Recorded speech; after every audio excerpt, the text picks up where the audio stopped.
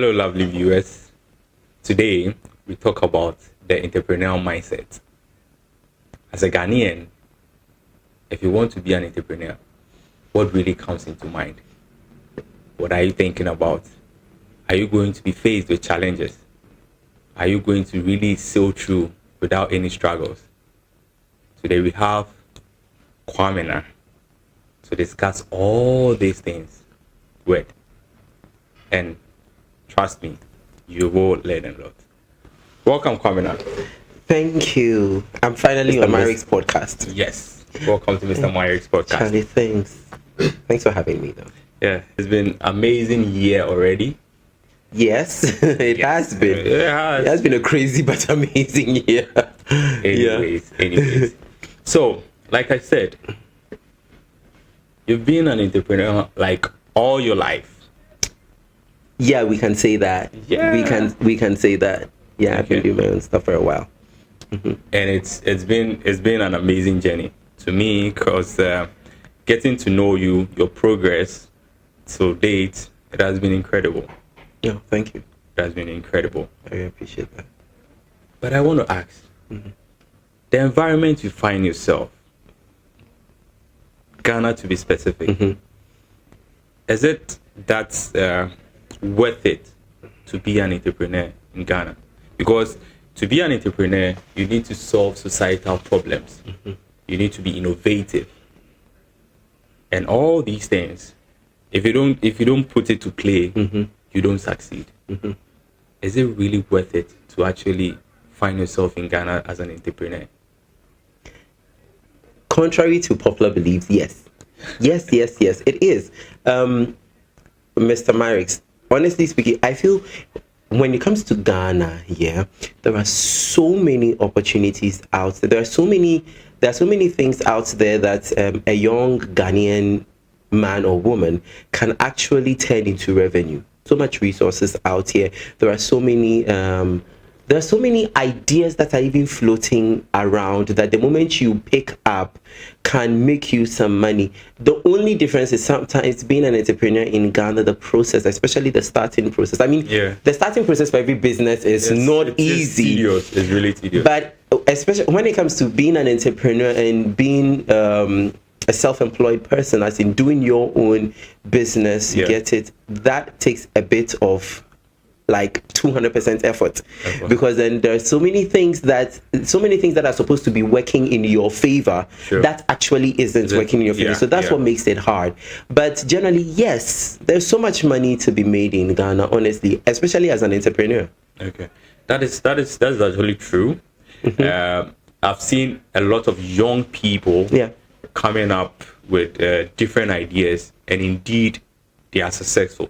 They are making it out there. Of course. But the problem, I think, is the major issue here is the system.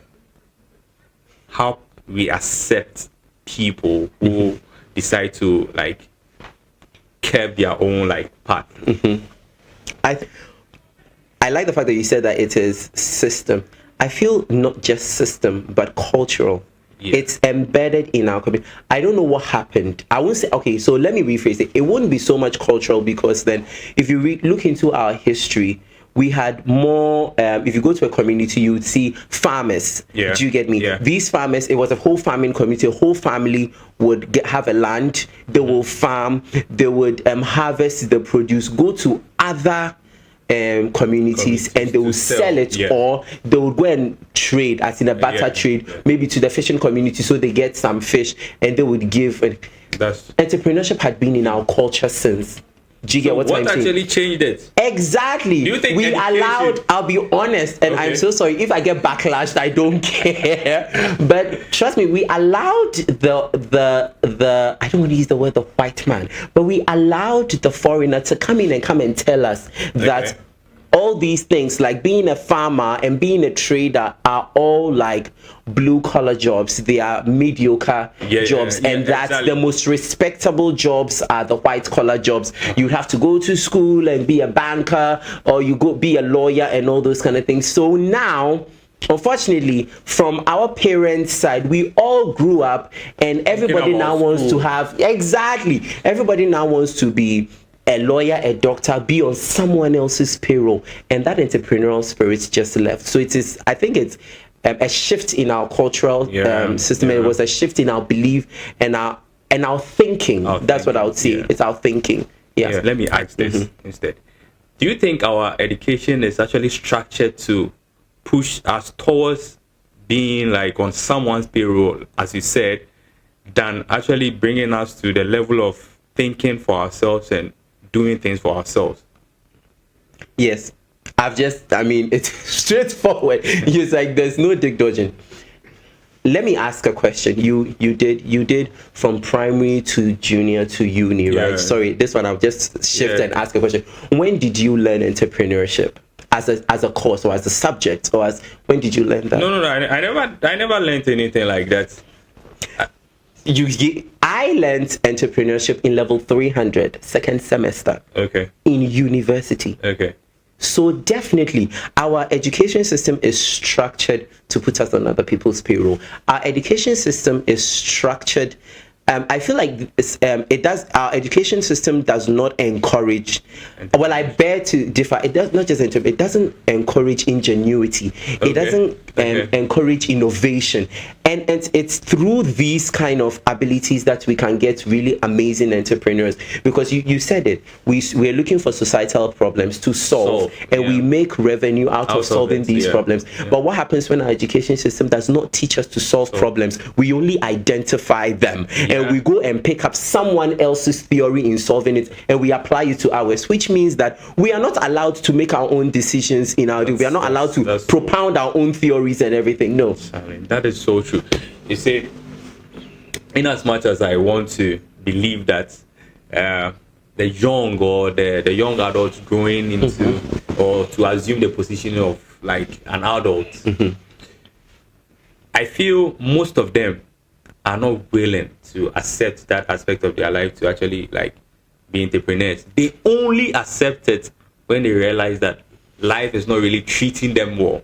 I can't live on the payroll, so I need to get an extra job somewhere. Exactly, and I feel it's not supposed to be like that. Ooh, it's not.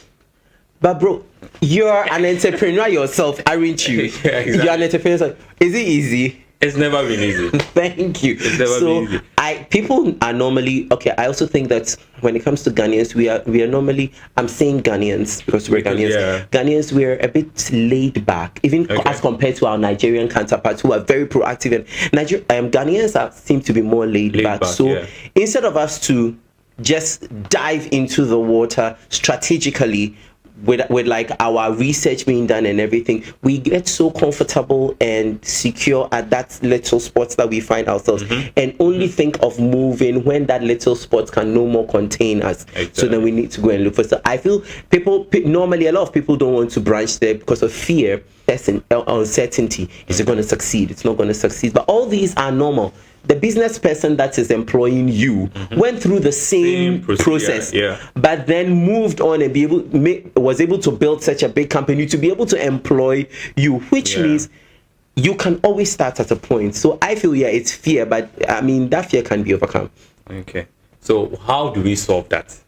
Like as a country, to me, how do we solve that? Do you think we should rather inculcate it into our educational system, or we should actually like it should be part of us? I don't think. I think it's a must. It's a must. It's a must because if you look at industrial countries like Asia, Japan. Trust me, like they teach the younger children, an average Asian toddler or adolescent can cook, can clean, can make stuff, can weave, can do all these kind of things. It's embedded in them right from childhood.